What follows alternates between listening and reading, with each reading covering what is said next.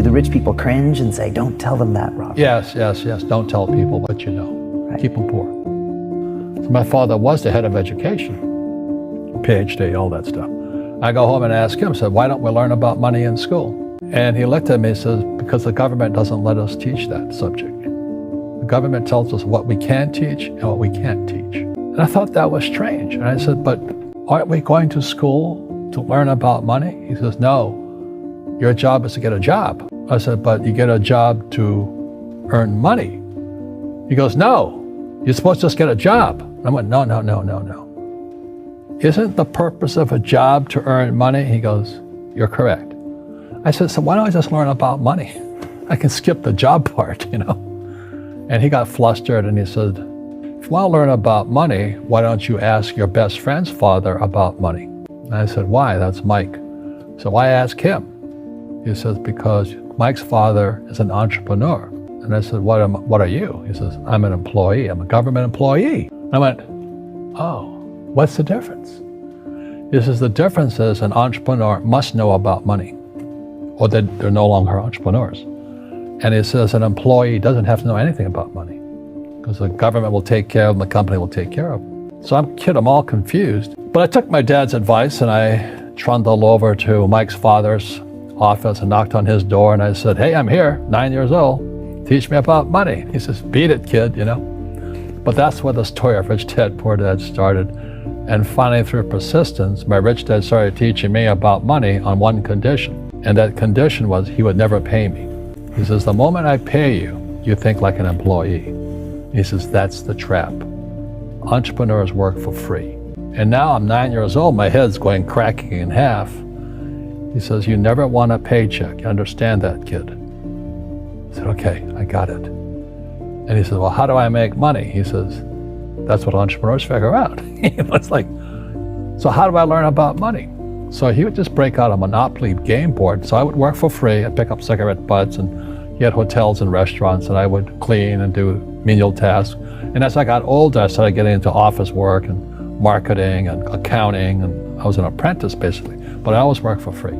And he would teach me about money. But the way he taught me about money was playing Monopoly. And finally one day I got upset. I said, well, when are you going to teach me about money? He says, what do you think we're doing? We're playing Monopoly. He goes, no. What do you think we're doing? We're playing Monopoly. He says, what do you think we're doing? So I don't know. I'm teaching you about money.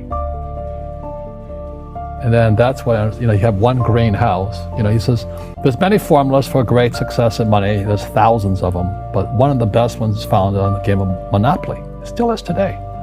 4 green houses, 1 red hotel. I said, what? He says, one of the greatest ways to acquire great wealth is playing Monopoly in real life. 4 green houses, 1 red hotel. But is that all there is? He goes, that's it. And he says, what do you think I'm doing? And I went, I don't know. So then he took me out and he showed me his greenhouses. And 10 years later, when I was 19, I was now in school in New York. And I come back to Hawaii and Rich Dad had bought the biggest piece of land smack dab in the middle of Waikiki Beach. And when you go to Waikiki Beach today, you'll see the Hyatt Regency Hotel. That was his hotel. Just like the game of Monopoly. Just like the game of Monopoly. Acquired assets and they became bigger assets. He just kept what's called an assemblage because that property wasn't that big at the time. So he had to buy out all the small guys. Because Waikiki was a little dirtwater little town. So he'd buy out this shop owner and buy that shop owner. And it took him a while, but he finally assembled this large piece of property. And then he and Hyatt put up this giant hotel. And it just sold for $800 million. So that's how I learned about money. I've had financial crashes. I've had people stab me in the back, but they're all good because I grow from it. That's spirituality. Now, people who are afraid of making mistakes like they teach in school, they don't ever grow. Because spirituality is there's good and there's bad. There's right and there's wrong. There's up and there's down. Most people only want to be right. They only want to be positive. Well, you can't have that. That's not reality. Well, I wasn't poor by most people's standards, but I came from a family with a poor attitude, if you know what I mean. Because rich, poor, middle class, poverty starts with a fundamental attitude. Poverty is passed on. It's taught in your families. And middle class is taught in families. And so the people right now who are sitting at home, who are struggling financially or worried about money or unhappy, they may be making a lot of money, but unhappy with what they're doing, it was probably taught to you. You know, your super ego was taught, get a job, work hard, or you'll never be rich, or the rich are evil, or whatever. The school system will never teach you about money. The school system was designed to teach you to be an employee, which is important, or a doctor or a lawyer, a specialist, but never about money. And what most people lack is real business knowledge, like accounting, like debt, like taxes. You got to know that stuff, but they don't teach it in school to anybody. So, and then when people ask me, how did your rich dad learn this when your poor dad, a PhD, didn't? And the answer is very simply, my rich dad, who's my best friend's father, his father died when he was 13. So his rich dad had this family business at 13 to run. So he had to drop out of school, which was his blessing. There's blessings, and sometimes the blessing doesn't look like a blessing, but it turned out to be a blessing. And then his teachers became his bookkeeper, his accountant, his attorney, his banker, his real estate agents. So he has what I call real teachers, not these fake teachers in school. You see, most teachers in school, they're out of ethics. They teach subjects they themselves don't practice. I asked the teacher, I said, I'm in my third year of calculus now. It was called strength of materials. I said, am I ever going to use this stuff? He goes, no. I said, why do you teach it? He says, because I get paid. I said, do you ever use it? He goes, no.